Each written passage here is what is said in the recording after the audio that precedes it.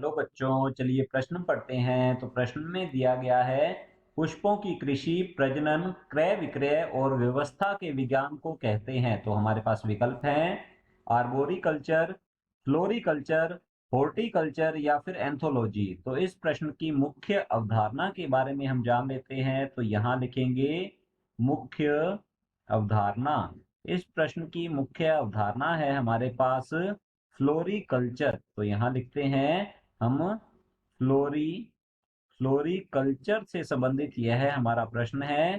Floriculture से तात्पर्य होता है, तो यहाँ हम लिखते हैं पुष्पों की कृषि, पुष्पों की कृषि, प्रजनन, पुष्पों की कृषि, प्रजनन तथा क्रय विक्रय तथा क्रय विक्रय को तथा क्रय विक्रय को फ्लोरिकल्चर कहते हैं तथा क्रय विक्रय को फ्लोरिकल्चर कहते कहते हैं।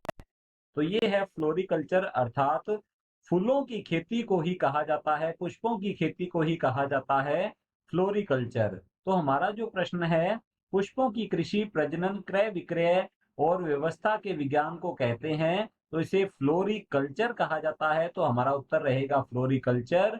हमारा पहला विकल्प दिया गया है आर्बोरिकल्चर। तो आर्बोरिकल्चर जो है, इसके अंदर मुख्य रूप से पादप की वृद्धि कैसे होती है, इसके बारे में अध्ययन किया जाता है। तो हमारा ए विकल्प गलत होगा।